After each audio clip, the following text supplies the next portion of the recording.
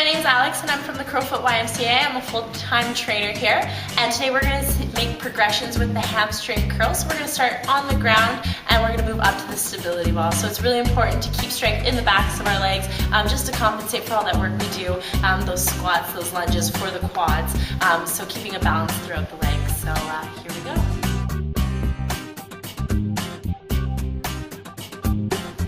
Okay, so we're going to introduce the first exercise for the hamstrings, so the backs of the legs here. What you're going to need is just a mat and your body weight. So what you're going to do, you're going to lie back down like so.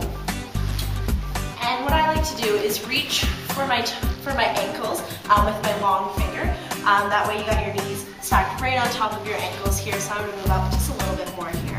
So what you're going to do, relax your head back, and we're going to lift our hips up. So really squeezing the backs of the legs.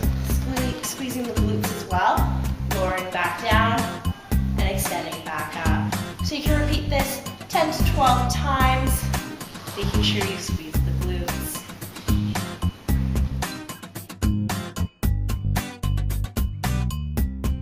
Okay, so now that you already know the normal hamstring bridge, we're going to make it a little bit more challenging. So we're going to move it to a one-legged hamstring bridge.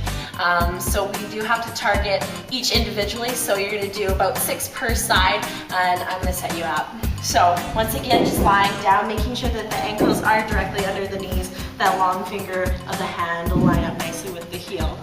So lying back again, I like to go up, lift one leg, lower, and squeeze. So same idea, squeeze the glutes, squeeze the back of the leg, just like so. You'll really feel these ones.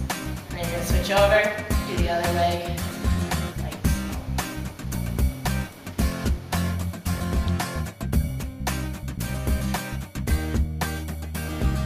Okay, so the next progression for the hamstring bridge is now moving into the hamstring curl on the stability ball. So there's a couple things that we can do to make this a little bit more challenging for ourselves, and I'll go through those as we begin. So what you're going to do, you're going to grab a stability ball like so. You got your mat from before.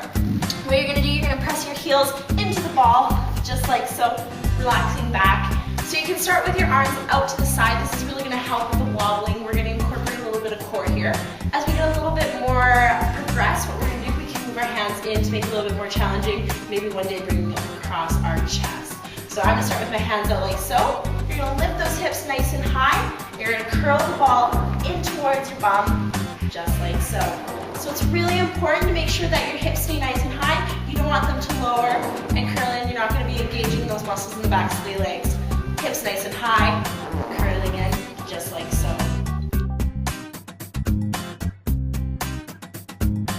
Okay, so the final progression here. Once again, we're going to be using the stability ball, but we're going to do what we did with the bridge, and we're going to move it to one leg. So this one's quite advanced, so make sure that you can do the stability ball one with both feet 10 to 15 times on its own, then move into this one. So what we're going to do is set ourselves up the same way, placing those heels on the stability ball just like so. Hands out to the side. You're going to lift your hips. Now we're going to do it with one leg at a time. Just like so. So keep those hips nice and high, just like before. Switch it over to the other side.